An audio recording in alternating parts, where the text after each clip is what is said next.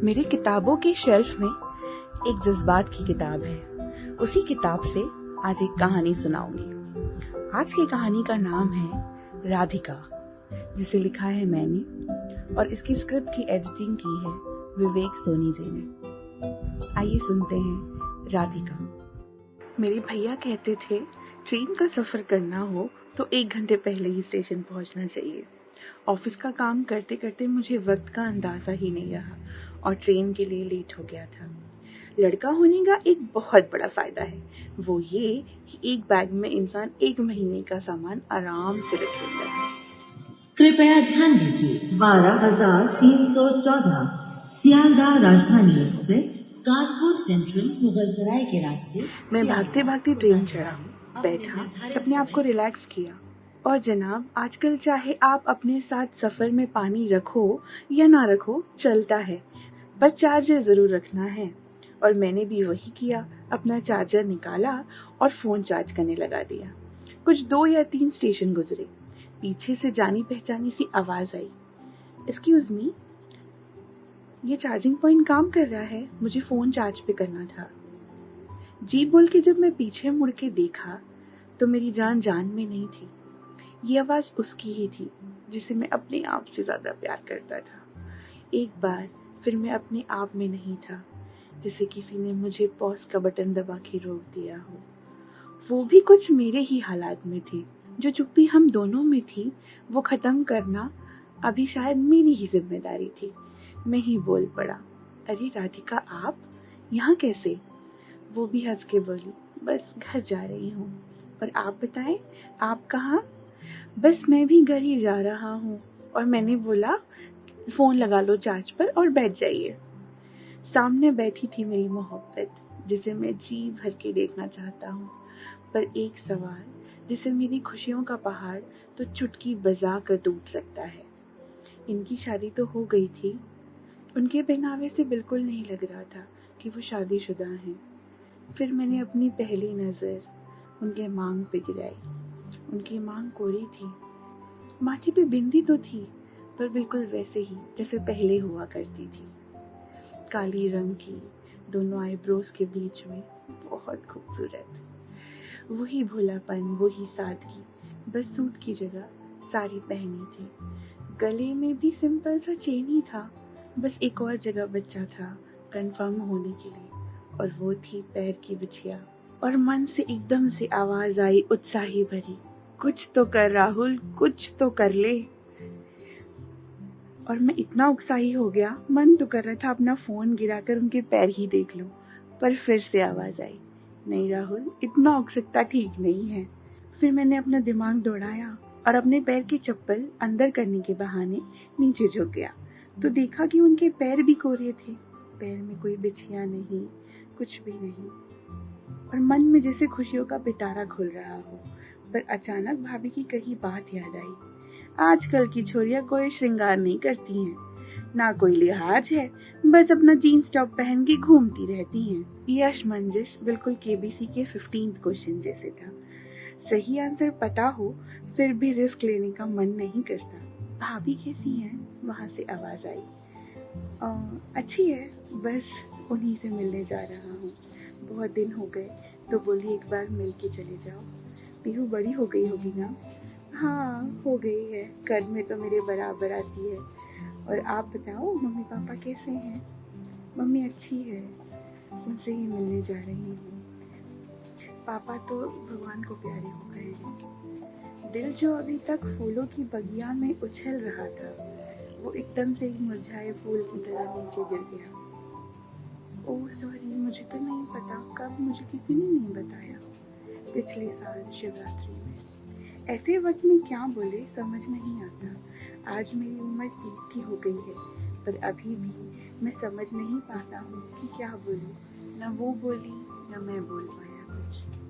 Phone के काफी फायदे हैं, और इस बार शांति भंग करने का मेरे फोन ने जिम्मेदारी लिया था। और जनाब बच पड़े। हेलो, हाँ भाभी, बैठ गया हूँ, बस कल सुबह पहुँच जाऊँगा। ठीक है भाभी, ठीक है बोल के मैंने फोन रख दिया। मुझे देख के धीमे धीमे हंस रही थी, मैं भी हंस दिया। फिर कहती है, अच्छा मैं जा रही हूँ, thank you so much, thank you. Thank you? Thank you क्यों? आपने भी टिकट ली है, चार्जिंग पॉइंट आपका भी है। और दोनों हंसने लगे। वो जाने लगी तो मैंने मुड़ के देखा कि कौन सी सीट है उनकी, और तब वही मुझे मुड़ के पीछे देखने लगी। मेरी चोरी पकड़ी गई थी। मैं जीभ काटते हुए खिड़की को चिपक के बैठ गया। वो मेरे लिए बहुत खास है। खिड़की खुली तो बाहर का मौसम भी मेरे दिल की ही तरह सुहाना सा था, बहुत खूबसूरत। फिर उन्हीं दिनों में मैं जा पहुंचा जब अपने कॉलोनी में मैं सबसे बड़ा हंसमुख लड़का हुआ करता था।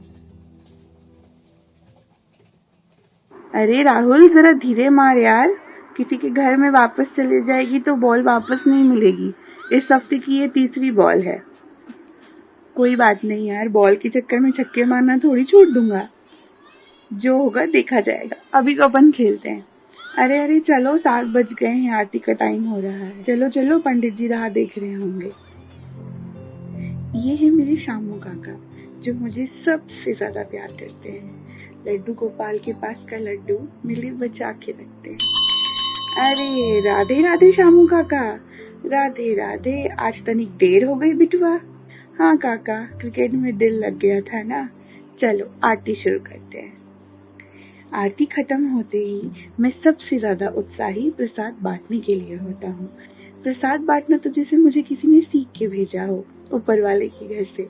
कभी प्रसाद कम नहीं हुआ, चाहे 20 लोग हो या फिर 200 लोग। बस एक ही नियम है श्री श्याम मंदिर ब्रजवासी नगर का, कि जब भी आप प्रसाद लेंगे आपको राधे राधे जरूर बोलना पड़ेगा। अब सबको बांटते हुए जा रहा था। एक लड़की बिल्कुल अनजान थी। मैंने उस लड़की को प्रसाद देते हुए बोला, राधे राधे। मुझे देख रही थी, हाथ आगे भी कर दी, पर कुछ बोली नहीं। मैं फिर से बोला, राधे राधे।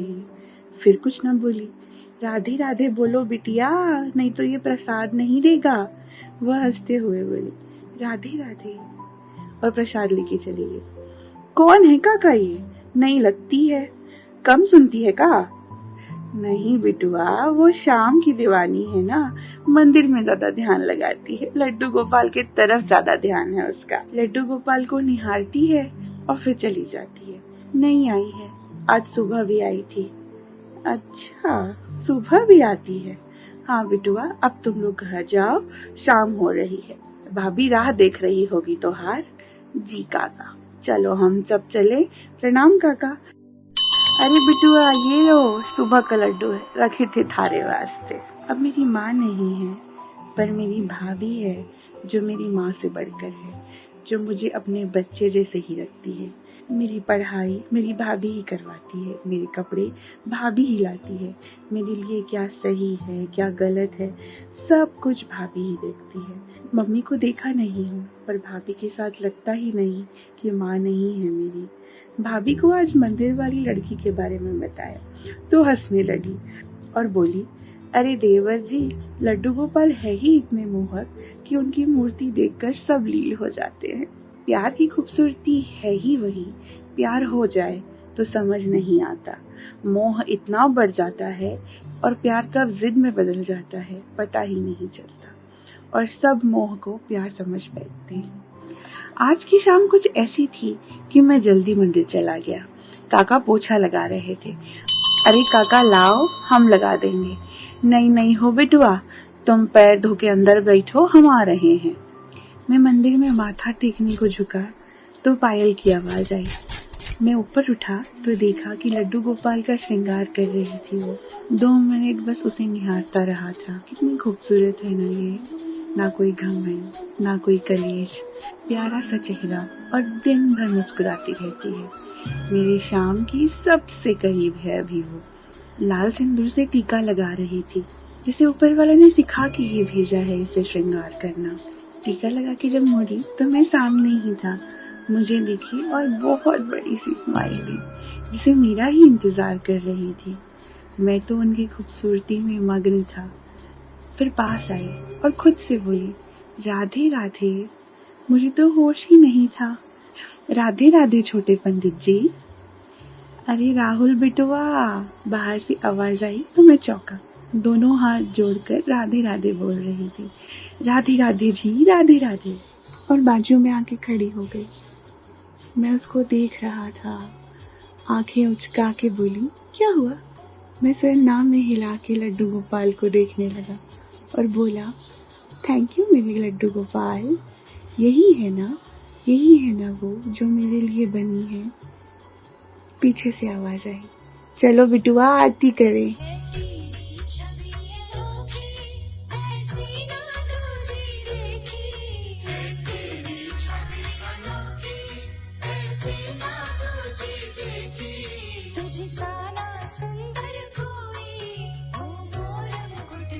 आरती हुई, प्रसाद दिया तो आज प्रसाद देने के पहले ही बोल पड़ी, राधे राधे, और फिर प्रसाद लेके हंसने लगी। तो मैं उससे पूछा, चलो अब हम घर जा रहे हैं, तुम भी चलोगे? हाँ मैं भी चल रहा हूँ, चलो। तुम रोज सुबह आती हो? हाँ, जब से आई हूँ तब से तो आ ही रही हूँ। तुम्हारा नाम राहुल है? हाँ, कैसे पता? पंडित जी ने बताया। और तुम्हारा नाम क्या है? राधिका। फिर बताने लगी कि पहले वो अजमेर में रहती थी, वहाँ भी मंदिर है, वहाँ भी रोज श्रृंगार करती थी, इसीलिए आदत है। और बोलती है कि ठाकुर जी की कितनी भी सेवा करो कम है। तुम क्या करते हो? बस एसएससी की तैयारी कर रहे हैं, 2 बार नहीं निकाल पाए, इस बार पक्का निकालेंगे। मेहनत कर रहे हैं। हमसे ज्यादा तो हमारी भाभी मेहनत करती है कि हम पढ़ लें। भाभी रात भर जागती है कि मुझे पढ़ाएगी तो कभी चाय पिला देगी ताकि नींद ना आए। हमारे लिए नहीं तो भाभी के लिए पक्का निकाल लेंगे। और आप क्या करते हैं? मैं बच्चों को खाना बनाना सिखाती हूँ, कुकिंग टीचर हूँ। बहुत दिन से जॉब कर रही थी। पापा बोले अब गांव चलते हैं, वहीं रहेंगे, तो चले आए। चले जाएंगे कुछ दिन में दिल्ली और वहीं कुछ दिन रहेंगे और कुछ करेंगे। ये बातों का सिलसिला कुछ 3 महीने चला। अब मैं ही हूँ जो राधिका को सबसे ज्यादा जानता हूँ।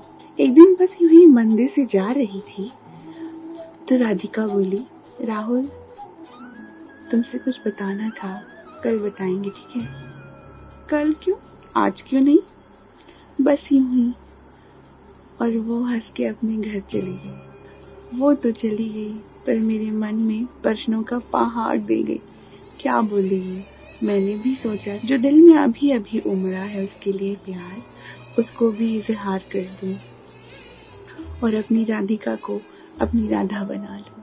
शाम को फिर मिली मंदिर में तो फिर मैं भी बोल दिया, राधिका हमें भी कुछ बोलना है तुमसे। कुछ? अब आपको क्या बोलना है? परेशान तो ऐसे हो रही थी जाने इनकी पसंद की बाली मांग ली हो। घबराओ मत, आज सो जाओ, कल मिलते हैं। उनसे बोल तो दिया कि बताएंगे, मगर मेरी हालत तो सोच के ही खराब हो रही थी। जिसे क्या बोलूँगा कि प्यार है तुमसे, इश्क कर बैठे हैं, जीना मुश्किल लगता है, उनको देखो नहीं तो सांसें कमजोर पड़ जाती है। क्या समझेगी? कहीं अपने घर वालों के डर से मना तो नहीं कर देगी ना? आज भी बहुत सारी लड़कियां अपना दिल किसी से नहीं लगाती क्योंकि उनके घर वाले उनको घर से बाहर निकाल देंगे या फिर उनके पापा जहर खा लेंगे। समाज की खुशी के लिए खुद का हाथ पैर बांध लेते हैं। जिंदगी भर नाजों से पालेंगे मगर शादी समाज की मर्जी से करते हैं। गर्मी का मौसम है, खिड़की से इतनी मीठी सी हवा आ रही थी कि खिड़की पे ही जा बैठा। सुन री सकी मेरी प्यारी सकी, ये दिल कहीं खोया है मेरा, जाने कहाँ इसे भूल गया, नहीं कुछ भी है मुझको पता। तेरी पायल में मैंने ढूंढ लिया तेरे कदमों तले सजनी, प्यार किया तो जान गया ये मुश्किल है कितनी, मेरी सांसों में तेरा प्यार बसा, आँखों में तुम्ही सजनी।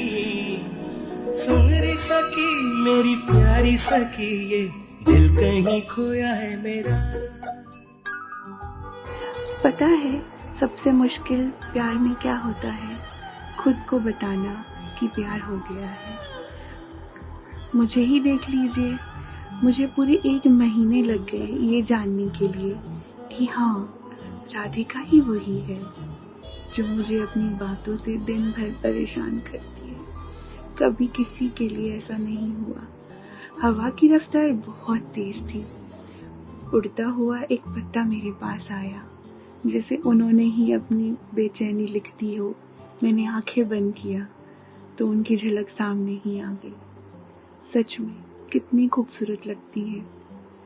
आंखें बंद करूं तो पास लगती है, खोलूं तो दूर। एक बार फिर खिड़की की ओर देखा तो लगा अंधेरी रात बहुत खूबसूरत होती है। उनकी याद में मैं मदहोश हूँ। ना कोई रोकेगा, ना ही कोई कुछ बोलेगा। खिड़की के बाहर झांका तो पेड़ की पत्तियां ऐसे झूम रही थी जैसे उन्हें उनके प्रेमी के बाहों में दुनिया का सबसे बड़ा सुकून मिल रहा हो। मन से एक आवाज आई, सो जा राहुल, कल मंदिर भी तो जाना है और राधिका क्या बोलने वाली है ये भी तो जानना है। कैसे तुझे इज़हार करूं मैं हालत इस दिल की, तन में मन में इस धड़कन में हो रही हलचल सी। देखे बिना तुझे लगती है एक युग सी एक घड़ी। अरे ओ राहुल, तेरी सहेली आई है राधिका। आया भाभी। मैं तो बनियान में ही नीचे चला आया और जैसे वो तो मेरे ही इंतजार में खड़ी थी। भाभी से बात कर रही थी। भाभी बोली, लो आ गया। आज कैसे जल्दी उठ गए आप? मैं शर्मा गया। Good morning Radhika. Good morning. मैं टहलने जा रही थी तो सोचा आपको भी लेके चलूं। हाँ हाँ चलो ना। अरे राहुल चाय। भाभी आके पियेंगे, जा रहे हैं हम चले जा रहे थे। बिल्कुल शांति थी और मैं बोला, सब ठीक है ना? आप सुबह सुबह आए? हाँ सब ठीक है। जैसे मैं क्या बोलने वाला हूँ वो सुनने के लिए बेताब है, वैसे ही मैं भी बताने के लिए। अच्छा बोल के सर नीचे कर लिया मैंने। अक्सर हम सोचते हैं कि जब हम मिलेंगे तो ये बोलेंगे, ऐसा करेंगे, वैसा करेंगे, पर हम बहुत अलग करते हैं। उनको देखने से फुर्सत ही नहीं मिलती है। राहुल, मैंने उन्हें देखा। उन्होंने मुझे आंखों में देखते हुए बोला, आप मेरे लिए बहुत स्पेशल हो, जैसे कोई नहीं। मतलब मैं किसी को इतना नहीं जानती हूँ जितना मैं आपको जानती हूँ। कभी किसी के बारे में इतना नहीं सोचती जितना आपके बारे में सोचती हूँ।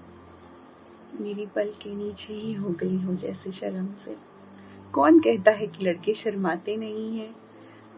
कभी उनके मुंह से हमारे लिए तारीफ तो सुनो, शायद लड़कियां कम पड़ जाएंगी। जैसे ही मैं कुछ बोलता उसके पहले ही उनका कॉल आ गया था। हेलो, हाँ बोल। क्या?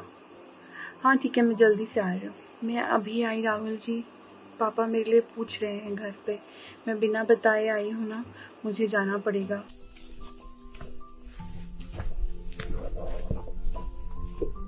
आज मंदिर में मिलेंगे। Bye bye Rahul ji. लड़कियों को सच में बहुत सारी चीजें होती हैं करने को और आजादी भी कम है। कोई ना, शाम को पता चलेगा मैडम जी बोलना क्या चाहती थी। घर आया तो भाभी बोली, क्या बताया है उसने? नहीं भाभी, उसके पापा का फोन आ गया। चाय पिलाओ ना भाभी। हाँ रुको लाई। भाभी मुझे भी उनको कुछ बताना है। क्या बताना है? भाभी आप गुस्सा तो नहीं करोगे ना? नहीं नहीं बोलिए। भाभी मैं राधिका को पसंद करता हूँ और आज मैं उसे ये बताऊंगा भी, पर मुझे नहीं पता वो कैसे लेगी इस बात को। अगर मेरी बात उसको अच्छी नहीं लगेगी तो वो कभी बात नहीं करेगी। राहुल, हम सब बस सोच सकते हैं कि क्या होगा, सच किसी को नहीं पता। और बात रही पसंद करने की, मुझे तो वो बहुत पसंद है। बस उनके घर वालों को कास्ट रिलीजन में कोई दिक्कत ना हो। और देवर जी राधिका को पता है ना कि आपकी फैमिली में आप, मैं और पीयू ही हैं। हाँ भाभी, राधिका को सब पता है। मुझे डर लग रहा है कि उसको क्यों बुलाया होगा उसके पापा ने, और वो बहुत घबराई हुई सी लग रही थी। बेटा वो लड़की है ना, सुबह घर में नहीं दिखी तो परेशान हुए होंगे। चलिए जाइए आप भी अपने कमरे में और पीहू को भी उठा दीजिए। पूरा दिन कश्मकश में बीता कि क्या बताएगी राधिका। मैं आज मंदिर थोड़ा जल्दी ही चला गया था। काका भी बोले, अरे बिटुआ आज जल्दी आ गया तू। हाँ काका, मन नहीं लग रहा था घर में तो आ गया। सुबह क्यों नहीं आया मंदिर? बस काका पढ़ने लग गया था। राधिका बिटिया भी नहीं आई आज। 6 से 6:30 बज गए, 6:30 से 7, मगर राधिका नहीं आई। काका आज राधिका नहीं आएगी क्या? कुछ बोला उसने? नहीं बिटुआ, उसने तो कछु नहीं बोला हमें। आरती का समय पास आ रहा था। मैं बार बार गेट को देख रहा था तो काका ने देखा और पूछा, बिटुआ सब ठीक है ना? अरे हाँ काका, सब बढ़िया है, आप चिंता मत करिए। चलिए आरती करते हैं।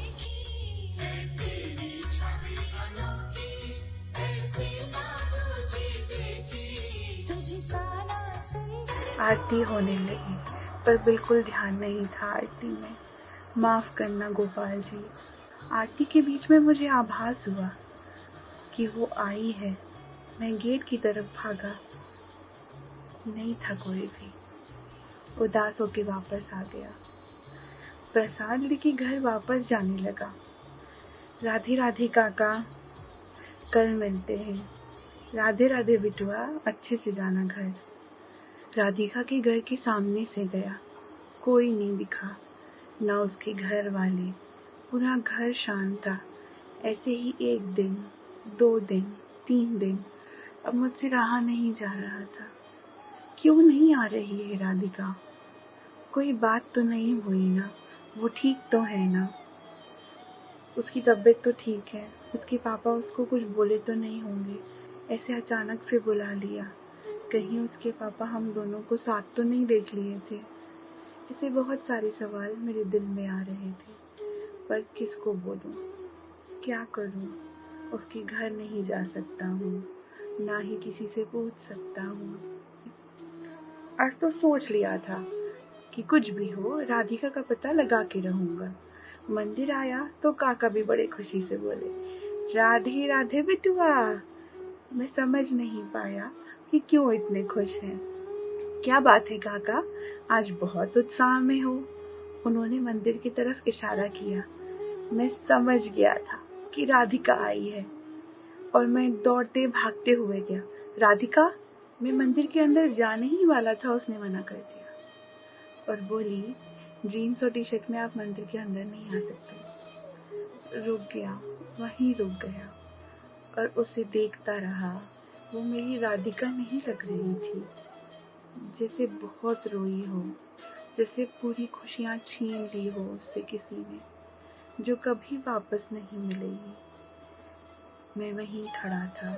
वो श्रृंगार करके बाहर आई, मुझे देख के मुस्कुराई तो, पर वो बात नहीं थी। जान लेता है दिल अगर आपकी मोहब्बत उदास हो। मैं मान ही नहीं सकता कि वो मेरी राधिका है। बाजू में आके खड़ी हुई, आरती शुरू हुई। कुछ दिनों से आरती में बिल्कुल ध्यान नहीं है। आज फिर वही हाल हुआ। माफ करना लड्डू गोपाल, प्लीज मेरी राधिका का तकलीफ दूर कर दो। राहुल, सॉरी मैं उस दिन मिलने नहीं आ पाई और 3 दिन से मैं खुद नहीं आई मिलने, क्योंकि घर का माहौल कुछ सही नहीं है। मैं ज़्यादा देर तक रुक नहीं सकती हूँ। हो सके तो मुझे समझने की कोशिश करो। पंडित जी को कुछ दिया है, उनसे ले लेना। राधे राधे राहुल। और जाने लगी। समझ नहीं आ रहा था मैं क्या बोलूं। जो राधे राधे बोले बिना कभी किसी को जाने नहीं देता, आज मैं राधे राधे बोल ही नहीं पा रहा हूँ, जैसे वो अपने साथ मेरी जान ले जा रही हो। उसकी आंखों में आंसू देखकर अपने आप को इतना कमजोर महसूस हुआ। गोपाल जी, मेरे होश उड़ गए थे उसको देख के। मैं अपने आप को संभाल के काका के पास गया। काका, राधिका क्या दी आपको? हाँ बेटवा देता हूँ, रुको तनिक। काका जल्दी दो ना, हाथ जोड़ रहा हूँ आपके सामने। जैसे मैं मंदिर की मर्यादा ही भूल गया, चिल्ला रहा था। वो चिट्ठी लेके मैं घर भागा। भाभी बुला रही थी। पहली बार ऐसा हुआ था कि भाभी की बात टाली हो। अपने कमरे में गया, दरवाजा बंद किया और वो चिट्ठी पढ़ने लगा। राहुल, माफ करना मुझे, मैं उस दिन मिलने नहीं आ पाई, और ये जानते हुए कि तुम कितने उतावले थे कि मैं क्या बोलने वाली हूँ सुनने के लिए। उस दिन जब पापा का कॉल आया तो मैं भागते हुए घर आई तो पता चला मेरे बड़े पापा की बेटी को उसके भाई ने गन से शूट कर दिया, क्योंकि उसने किसी से प्यार किया था। खुद की गन से खुद की बेटी को शूट करना छोटी बात नहीं है। और पता है उससे भी बुरी बात क्या है? किसी को इस बात का कोई गम नहीं कि उनकी बेटी को मार दिया गया है। उनको ये गम है कि समाज में नाक कट गई कि उनकी लड़की ने किसी से प्यार किया, किसी के साथ घूमी शादी के पहले। मेरे परिवार में भावनाएं, प्यार, खुशियाँ बाद में आती है राहुल। वो नहीं हो तो भी चलता है, मगर मान, सम्मान, समाज में इज्जत, समाज के साथ चलना बहुत ज़रूरी होता है।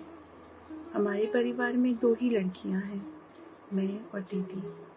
दीदी तो रही नहीं, बची मैं। पूरा घर मेरे ही बारे में सवाल कर रहा है। ये तो नहीं करेगी ऐसा। मेरे पापा बोले ऐसा करने के पहले ही इसका ब्याह करा देता हूँ। ना दूसरे से प्यार की चिंता, ना ही मान सम्मान की। मेरी माँ ने कोशिश की रोकने की, पर हमारे घर में औरतों की सुनता ही कौन है। और फिर पापा बोलने लगे, मैं कल ही समाज में बात छेड़ता हूँ।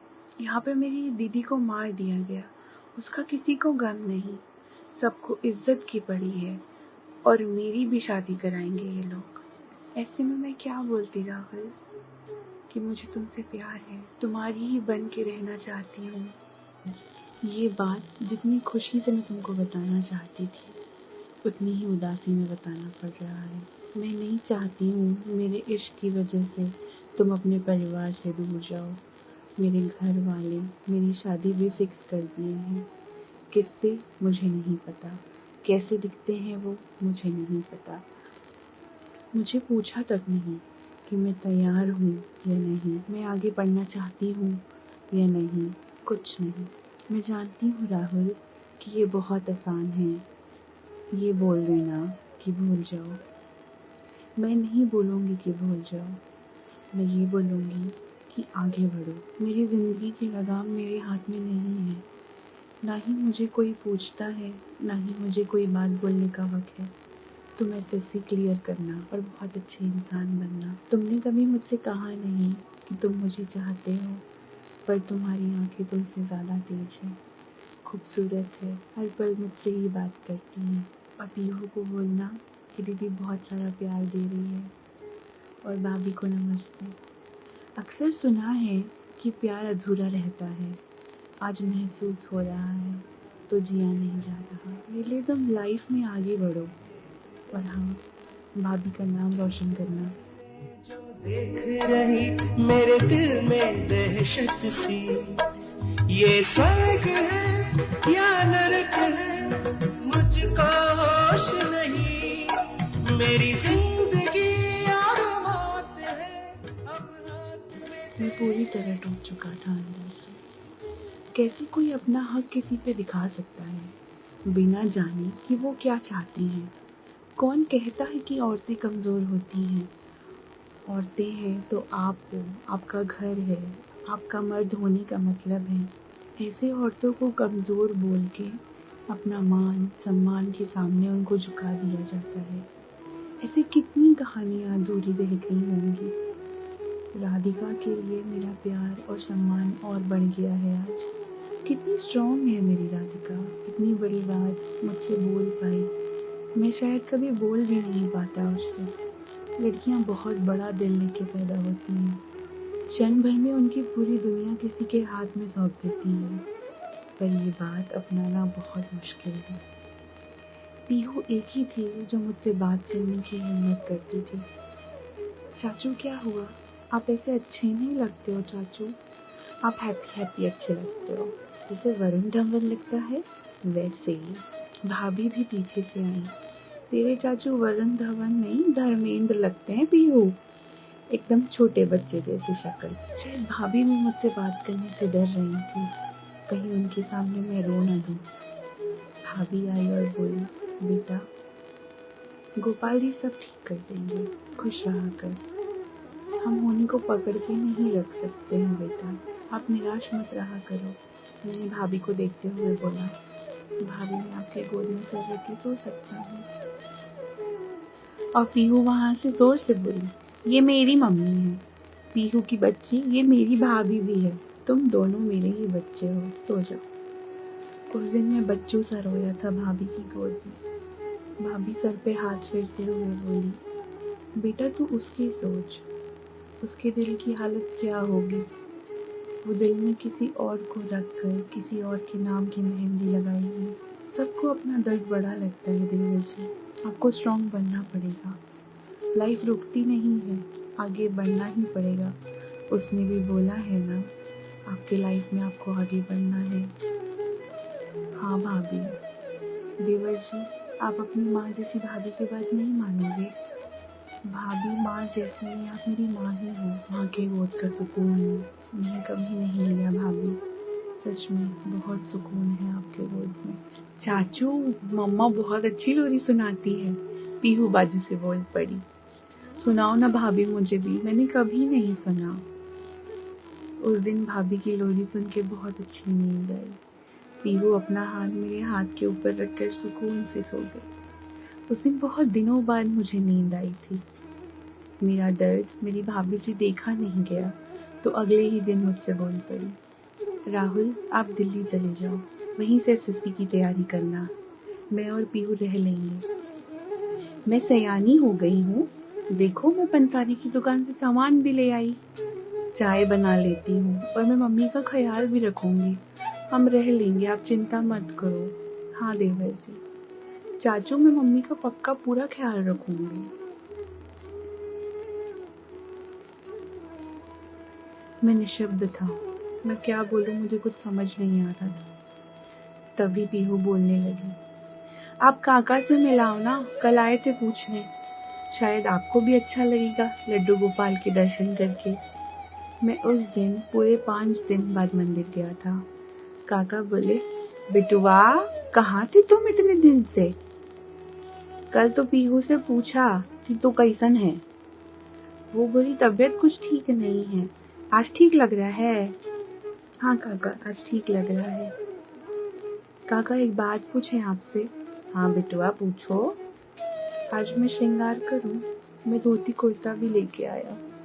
हाँ बिटुआ करो ना, गोपाल जी सबको मौका देते हैं अपनी सेवा करने के लिए। मैं श्रृंगार करते करते जैसे गोपाल जी से बात ही कर रहा था। हे बंसी बजैया, प्रेम की परिभाषा आपने ही सिखाई है, प्रेम को कैसे जीते हैं, कैसे आगे बढ़ाते हैं, आपने ही सिखाया। आज प्रेम के नाम पे अन्याय हो रहा है और प्रेम को दोष पाप का नाम दिया जा रहा है। आ जाओ ना, एक बार समझा दो ना सबको कि प्रेम ब्रह्मांड की सबसे पवित्र चीज है। हर इंसान आपसे सीख के ही धरती पे आता है। जैसे मैं सच में गोपाल जी से बात कर रहा था, आंसू थम नहीं रहे थे। और तभी काका पीछे से बोले, बिटुआ आरती का टाइम हो गया है। आरती के वक्त मन इतना मचल रहा था कि एक बार पीछे मुड़ के देखूं कि राधिका तो नहीं, मेरी जान से फिर से मेरी मुलाकात हो जाए। पर उनको तकलीफ में देख नहीं पाऊंगा कभी, क्योंकि मुझे तो प्यार का एहसास यही हुआ है कि मुझे कुछ भी हो जाए, पूरा दर्द मेरे नाम कर दो, मगर वो खुश रहे, वो सही सलामत रहे। उनकी खुशी के लिए खुद की खुशी भी कुर्बान कर सकता हूँ मैं। यही तो एहसास है जो मुझे उनके और करीब ले जाता है। दिल्ली चला तो गया भाभी के कहने पर यादें साथ ले गया। यकीन मानिए अकेले में दर्द और हावी होता है। जब कोई सामने होता है तो दर्द छुपाने से छुप जाता है, मगर अकेले में दिल को संभालना और समझाना बहुत मुश्किल है। मैं 2 बार अपना एसएससी क्वालिफाई नहीं कर पाया, पर भाभी ने कभी कुछ नहीं बोला। बहुत अच्छे से जानती थी कि मैं किस हालात में हूँ, पर उनकी बात और मेरी भाभी की उम्मीदें कैसे पीछे हट सकती हैं। प्यार किया है, साथ हो या ना हो, उनकी बात टालने का मन नहीं करता। देखिए मेरे गोपाल की मेहरबानी, आज मिल ही गई ना मुझे ट्रेन में। घर पहुंचा तो बहुत दिनों बाद खुशियों से रूबरू हुआ। पीहू बड़ी हो गई है। खैर बेटियां तो कभी बड़ी नहीं होती, मगर जब खुद से पानी लाके दी तो लगा कि सच में सयानी हो गई है। चाचू आप मेरे लिए क्या लाए हो? मैं तेरे लिए छोटी सी डॉल लाया हूँ पीहू। मैंने भाभी के पैर छुए तो बोल पड़ी, अरे कब तक ये खिलौने वाली डॉल देते रहोगे? पीहू अब अपने चाचू से असली वाली चाची मांग ले। अब तो एसएससी भी निकल गया है इनका। ओफो भाभी, भूख लगी है बहुत तेज, खाना लगवाइए ना।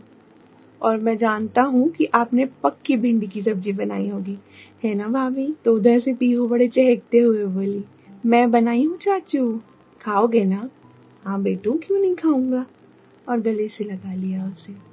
दुनिया की सारी खुशियाँ एक तरफ और अपनों को गले से लगाने की खुशी एक तरफ। खाना खाते खाते मैं बोला, भाभी आज राधिका मिली थी ट्रेन में। भाभी ने हाँ में सर हिला दिया। पता नहीं, कुछ अलग अलग लग रही थी। शादीशुदा है मगर लग नहीं रही थी।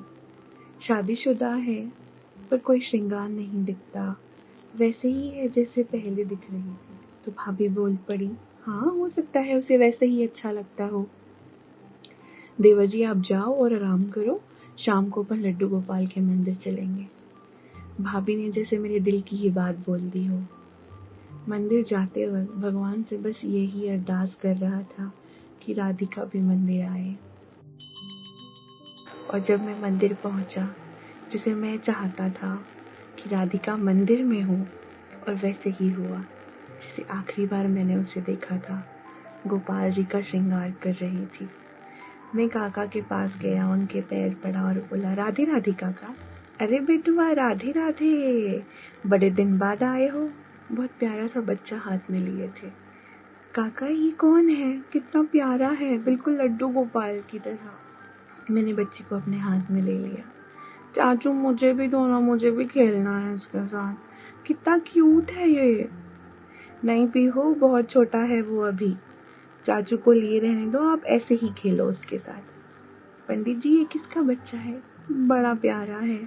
अरे बहू रानी, ये राधिका बिटुआ का लल्ला है, कल ही आया है शहर से, मंदिर लाई है मुझे दिखाने। मेरी तो जैसे सांसें रुक गई हूँ, मेरी घड़ी का कांटा बंद हो गया था। मैं चाहता था उस बच्चे को गले से लगाऊं, बहुत प्यार करूं। ये सुना कि जैसे मुझे किसी ने वक्त मांग लिया हो। बच्चे से कहना चाहता था कि आप बहुत लकी हो कि आप राधिका के बेबी हो, पर जुबान पे जैसे ताला लगा दिया हो। बस देखा बच्चे को और गले से लगा लिया। कहा था ना मैंने, बहुत सुकून मिलता है अपनों को गले से लगा के। राधिका आई, भाभी बेबी को लेके बोली, राधिका बहुत प्यारा है ये बच्चा, क्या नाम रखा है? अभी नहीं रखा भाभी, पंडित जी बताएंगे। कुछ सोचा है? हाँ रोशन नाम सोचा है। अच्छा है ना? हाँ बहुत अच्छा है, बहुत प्यारा। लो तुम बच्चे को संभालो, आरती शुरू होने वाली है। हर वक्त की तरह आज फिर वही हुआ। आज फिर मेरा आरती में ध्यान नहीं, पर मेरे लड्डू गोपाल अब बहुत महिमावान है। मैं एक नजर के लिए तरस रहा था, पर आपने दर्शन दिखा दिए। राधे राधे। राधिका बेटी, लल्ला के पिताजी नहीं आए का? कुछ देर मौन रहने के बाद वो बोली, काका वो नहीं है हमारे साथ, वो मुन्ना के होने की 4 महीने पहले ही चल बसे। ये सुन के जैसे पैरों से जमीन खसक गई हो। हिल गया था मैं अंदर से। एक कार एक्सीडेंट में उनका देहांत हो गया। पूरा नामकरण संस्कार मैं ही करूँगी, कोई दिक्कत तो नहीं है ना काका?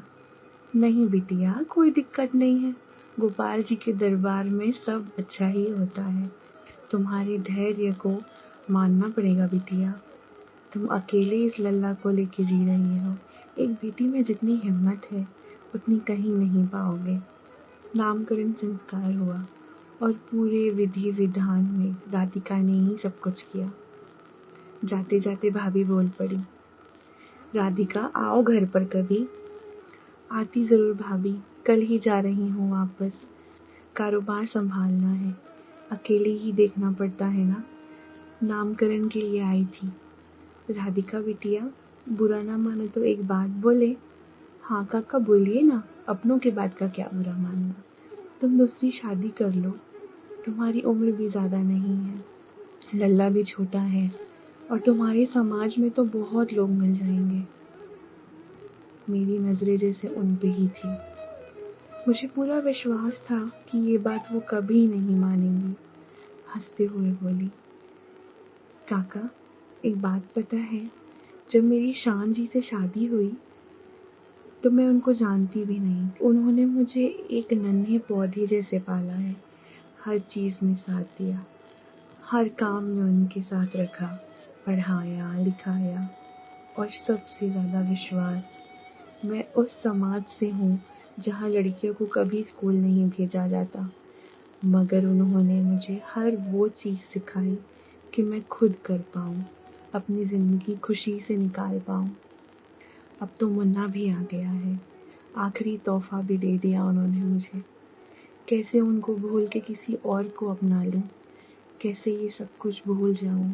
एक नन्हे पौधे को मजबूत जड़ का पेड़ उन्होंने ही बनाया है। काका आपको पता है, मैंने जो भी शान जी से सीखा है ना, अब मैं वो हर चीज लल्ला को सिखाऊंगी। और काका गोपाल जी भी तो कहते हैं प्रेम सृष्टि का सबसे सुंदर एहसास है। वो एहसास अब मैं मुन्ने को महसूस कराऊंगी। समाज में बहुत मिलेंगे काका, पर क्या मैं उनकी हो पाऊंगी? कभी नहीं। लड्डू गोपाल जी हैं, मेरा मुन्ना है और आप सबका आशीर्वाद और शान जी की ढेर सारी यादें ये लंबी सी जिंदगी में थोड़ा थोड़ा मिठास भरती रहेंगी।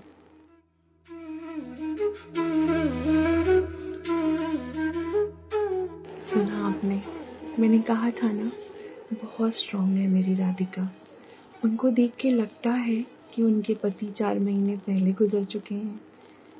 नहीं ना, कितनी भी मुश्किलें आए, कभी वो चेहरे पे मुस्कान नहीं हटती है। हर वक्त एक सा होना मनुष्य की पहचान है। राधिका को ही देख लो। ठंडी हवा नहीं लग जाए तुझे चुनरी उड़ाऊं मैं, मेरे प्यार की जो बात है कानों में बताऊं मैं, तेरे कदमों के जो निशान है यादों में बसाऊं मैं। सुन रही सखी मेरी प्यारी सखी, ये दिल कहीं खोया है मेरा। हर कहानी का अंत बहुत खुश करने वाला होता है, पर हर कहानी का अंत नहीं होता। कुछ प्रेम कहानियां गलियों के मंदिरों में ही रह जाती हैं, तो कुछ किताबों में ही सिमट जाती है। ये प्रेम तो इतना सुंदर है कि हर इंसान इसका एहसास लेना चाहता है। ना कभी उनका स्पर्श हुआ, ना कभी उनकी आंखों में आंखें डाल के इजहार किया, न कभी उनको पाने की जिद की।